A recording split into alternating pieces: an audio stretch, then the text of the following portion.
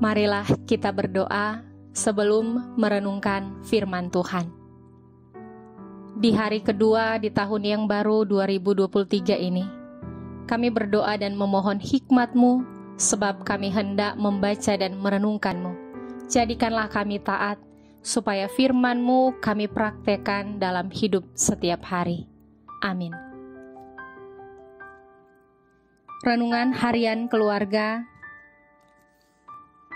Senin 2 Januari 2023. Yehezkiel pasal 36 ayat 25 hingga 26.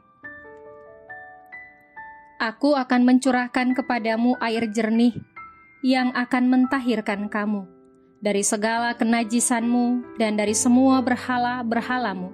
Aku akan mentahirkan kamu. Kamu akan kuberikan hati yang baru dan roh yang baru di dalam batinmu, dan aku akan menjauhkan dari tubuhmu hati yang keras dan kuberikan kepadamu hati yang taat. Judul renungan hari ini, milikilah hati dan roh yang baru. Kini kita berada di hari kedua tahun yang baru. Banyak hal yang telah kita lalui, entah itu hal baik maupun yang buruk. Sebagian doa-doa kita mungkin telah dijawab, dan sebagian lagi belum ada jawabannya. Masalah yang lalu telah dilalui, tetapi ada masalah lain yang terus berdatangan. Memasuki tahun yang baru ini, janji Tuhan bagi umat-Nya tetap berlaku. Dia senantiasa memberikan rancangan damai sejahtera bagi umat-Nya yang setia mengasihi Dia. Di tahun baru ini, dalam merayakannya, kita harus memiliki hati dan roh yang baru, agar kehendak Tuhan menjadi tuntunan dalam hidup.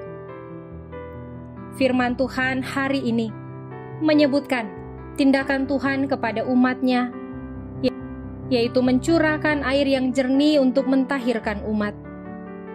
Dia bertindak sebagai subjek yang berinisiatif untuk mencurahkan air jernih atau bersih, supaya mereka dibersihkan dari kenajisan dan ditahirkan dari dosa-dosa penyembahan berhala. Tuhan bertindak memberikan hati yang baru dan roh yang baru dalam batin umat, menjauhkan hati yang keras dan memberikan mereka hati yang lembut. Juga Tuhan memberikan mereka hati yang taat, setia, dan dengar-dengaran padanya. Tindakan Tuhan ini tujuannya supaya umat mengalami pembaharuan atau pemulihan secara rohani. Selain itu, mereka dimampukan untuk hidup taat sesuai dengan hukum-hukumnya dan melakukannya.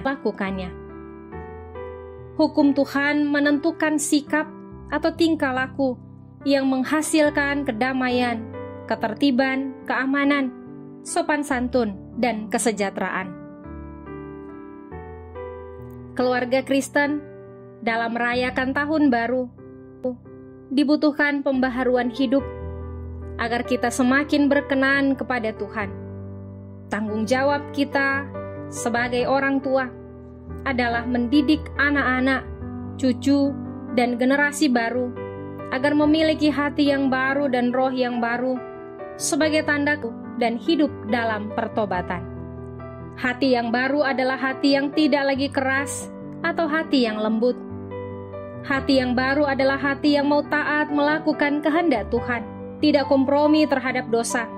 Hati yang baru adalah hati yang senantiasa tertuju kepada Tuhan dan rindu menyenangkan hatinya. Karena kekudusan dan kehormatan namanya, Tuhan bertindak, memberi hati dan roh yang baru untuk menjauhkan hati yang keras dan memberikan hati yang lembut, memberikan rohnya yang memampukan kita hidup dalam hukum dan ketetapannya. Mari kita berdoa.